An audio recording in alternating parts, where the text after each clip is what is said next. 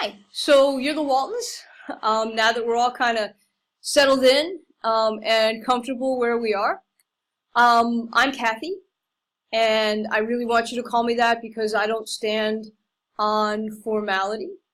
Um, I really want to let you know, first and foremost, that this is a safe place to discuss hard things. It is a judgment-free zone, okay? My job is not to take sides. My job is not to solve your problems. My job is to help you guys draw on all the great stuff, all of your strengths, to come up with solutions that are going to really fit for your family. So Mr. Walton. Oh, no, sure, yeah, no, John is certainly fine. I just don't like to presume. Um, Excellent. So you are how old? Okay, 45. Mm-hmm. And you are semi-retired. What's that like for you? Mm-hmm. I can certainly understand that. I know I would struggle with leaving a job full time before I had planned to. Um, but the upside, perhaps, is that you do have some more time to engage your passions. So when you're not working, how do you fill your time? Huh. I don't actually think being nagged by your wife is exactly a way to fill your time. Um, uh-huh. Mm-hmm. Mm-hmm. Great. Fantastic. So Jen, you are how old? Okay, 43. Excellent. And you are oh, excellent. It's nice to meet somebody else in a helping profession, who has clearly chosen service, over salary. Um, so I feel like you're probably busy being a mom, being a wife, in your job. So I guess I would just ask you, what do you do to decompress? Okay. Maybe John doesn't do as much around the house to give you time to decompress. We can certainly get to that in due time. But I would just ask you if you could do anything to decompress. What would you do? Mm-hmm. Okay. Interesting. Fantastic.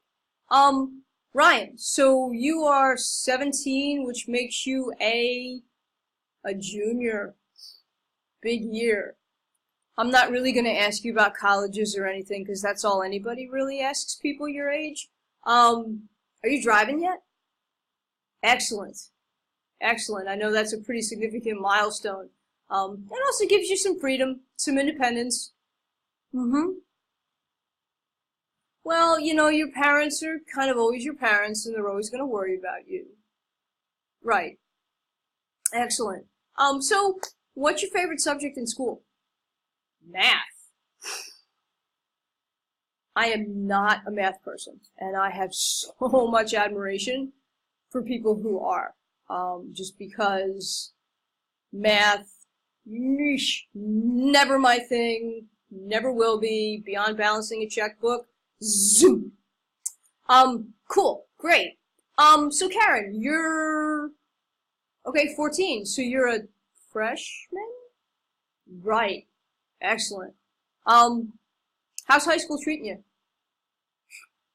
I know, it's definitely different. How do you feel about being in the same school with your brother? I mean, do you guys go to the same school? Mm-hmm. Yeah. Do you ever bump into each other during the day? Only accidentally.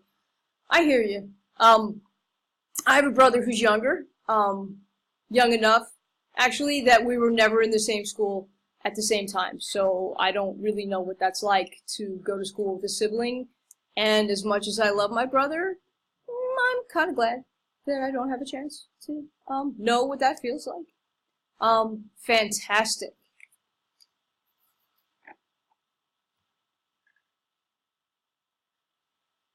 John, Jen, okay, I'm gonna have to ask you to take a little bit of a time out.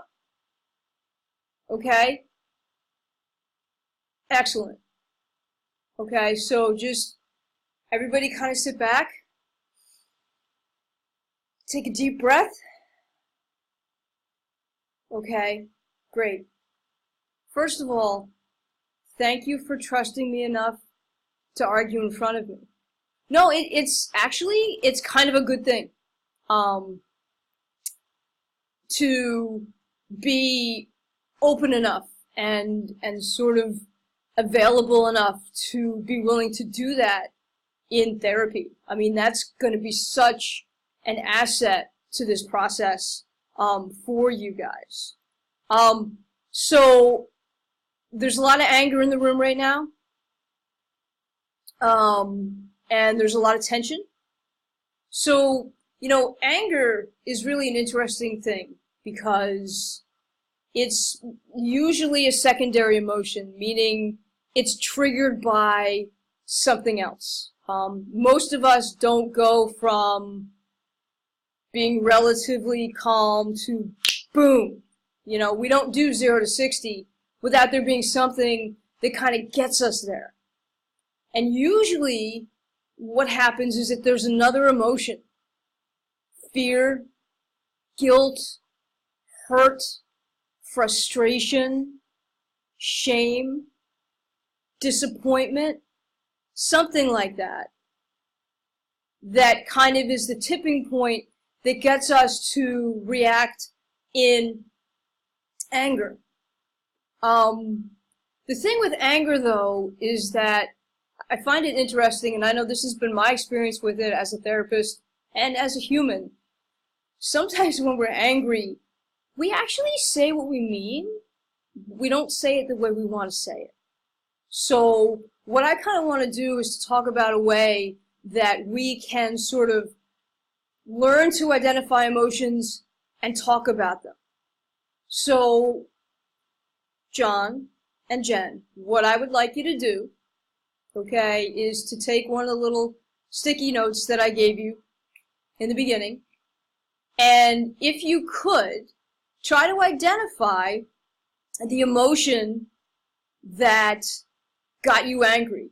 Were you feeling unseen, unheard, frustrated, disappointed, guilty, whatever it happened to be? Okay, so I want you guys to kind of write down where you think the anger started. And for you, Ryan and Karen, and I'm noticing a lot of discomfort and a lot of looks between you guys, and I'm feeling like this might not be the first time you've seen your parents do this. Right. Well, what I would like you guys to do is to write down how you are feeling right now.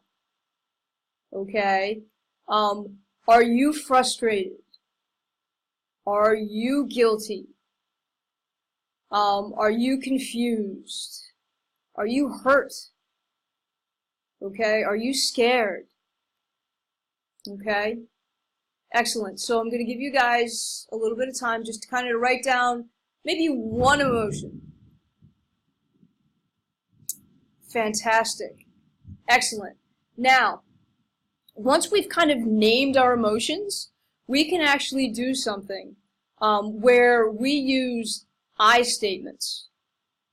I statements are a way of communicating where we can actually speak our truth in a way that makes it easy for others to hear it, because it's something like, you know, I feel frustrated when you immediately think that I'm criticizing you. Something like that. Okay, so we're now going to kind of do a little bit of work with I statements.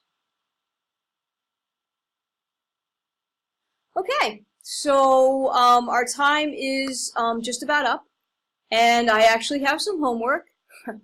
Ryan and Karen, I can hear you roll your eyes, but this isn't the really bad kind of homework. So I kind of see myself as sort of your GPS system, okay? I can help you avoid traffic.